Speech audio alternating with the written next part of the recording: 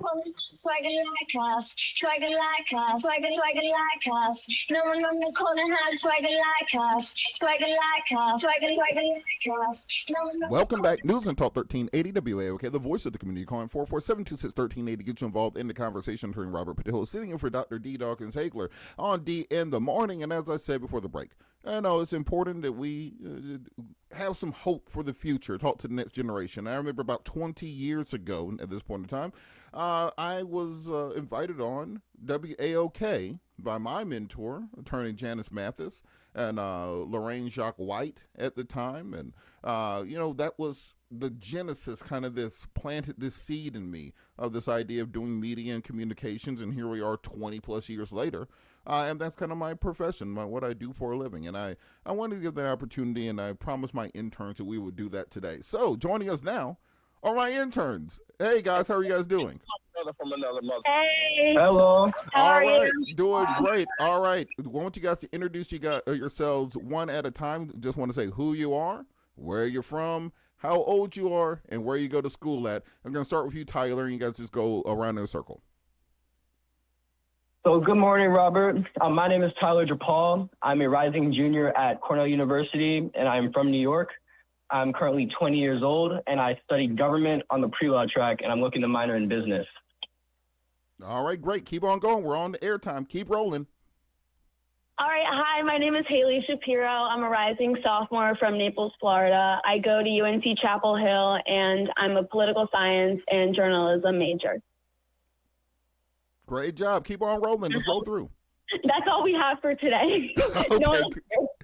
Great job. Okay, now I wanted to hear from you guys because you spent this summer in Congress. You've sat here through the big, beautiful bill negotiations, one of the biggest pieces of legislation in American history.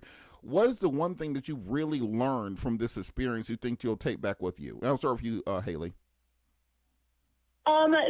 This experience has been just nothing short of a dream. It's been so amazing. I've, wanted to do this for so long, and to be here has been so awesome. But one of the, most cool things that I guess we've seen and that I've liked about this internship is watching history really unfold just right before our eyes. Specifically last Thursday when the big, beautiful bill passed, it was like right there. Watching it, I stood right outside the floor, watched all the members come out after, and it was just so cool to see that legislative process happen. I mean, obviously, depending on how you viewed the bill, it was either good or bad, but regardless, it was just really interesting to see the legislative process unfold right before my eyes. And it's really just inspired me to want to get involved in the future in any way that I can. That's inspiring. Tyler, what you got?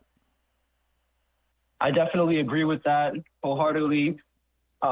Another thing would be bill writing, engaging with the legislation that becomes law. And me personally, I was working on this bill that's supposed to help get more Black men into education and into the teaching space. And seeing how I'm having an impact on my community and people who look like me is just a dream in and of itself, and also makes me want to pursue an elected office in the future. All right, and Tyler, we're going to stick with you. A lot of older folks, they only see the negative parts of your generation, of Gen Z and Generation Alpha below you. They see the social media, they see the celebrity culture, etc. Give us old folks some faith in the future that you guys got this when we hand it to you in a few years. Well, first off, I believe that we just need to start spending more time with each other. Intergenerational conversation always produces more knowledge, and it's always a good way to learn. Like, my Eagle Scout project was an intergenerational project with grandfathers and Boy Scouts. So as far as Gen Z and Gen Alpha, we are definitely going to not only learn the practices of the older generation, but apply what we learn to the future. And in doing so, not only are we evolving, but we are going to just ensure that we fight, lock in, and create a better America.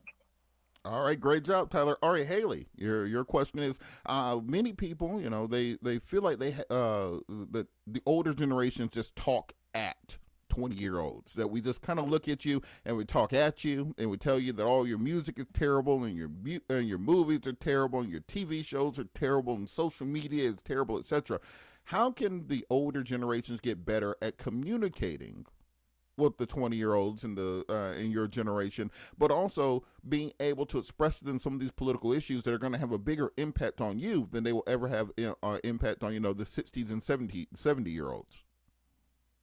Yeah, I think that's a great question. And I think that a lot of like the weaknesses that older generations may view towards our generation are actually some of our strengths. I think that our use of social media, while sometimes it may be negative, I think that, we use it as a platform to really speak up and speak out about issues that we are passionate about and about how people, the legislative processes and how laws, they affect our generation. And so I think that obviously with each generation comes a new form of ways to communicate. And I think that this is, the use of social media in government and the way that people promote their political beliefs is something that is new for a lot of people. And I understand the hesitation and understand why people are hesitant to, get involved. And it's easier to hate on it than to try to learn it. But I honestly, I agree with Tyler that intergenerational conversations are really key in order to, get these different communities and people of all ages, to honestly just speak together and speak openly. And I think that,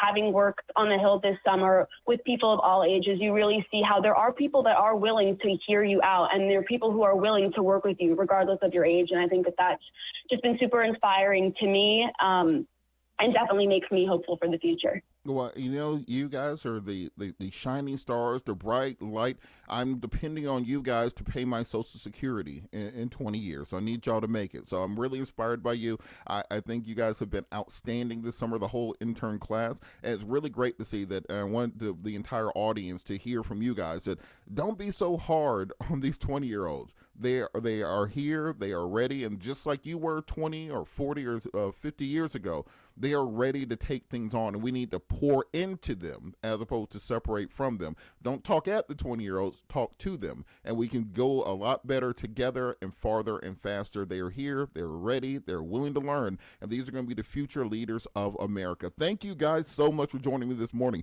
All right, we're going to hit a quick break.